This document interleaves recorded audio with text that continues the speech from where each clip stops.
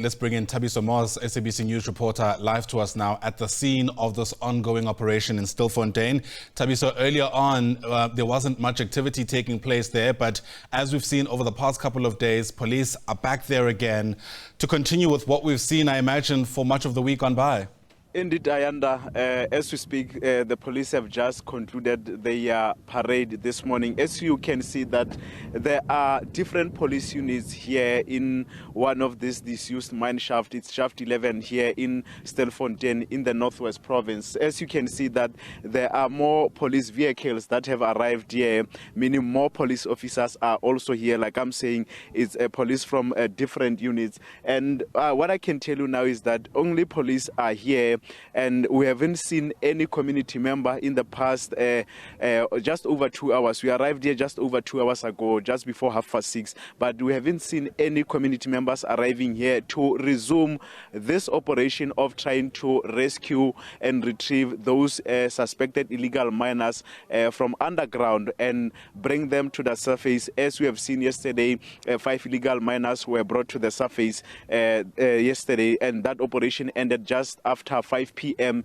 Yesterday. And today we are expecting that operation to resume. We're expecting that maybe that the operation will resume around 8, but it's already 9 o'clock now. The operation hasn't started, even though more police have arrived here at the scene just to monitor, just to ensure that they are also to maintain their presence in this area, as we have seen yesterday on day 2 of this operation. But let me just show you what has been happening. Like I'm saying, they have just concluded with their parade, so they are just now gathering and conversing before waiting for those community members to arrive and start or resume this operation Ayanda this morning. And later on, what I can tell you is that we haven't confirmed the nationality of those illegal miners. We understand that the first illegal miner to be rescued and brought to the surface is a South African, and the second one, we understand that it's a Malawian, but the other 3 we haven't confirmed their nationality. And I hope that we'll also get more information from the police. You'll remember that yesterday they promised that those illegal miners will be charged at a later stage. So we'll just to get information regarding that, if they are already being charged or what is the situation as far as that is concerned, Ayanda.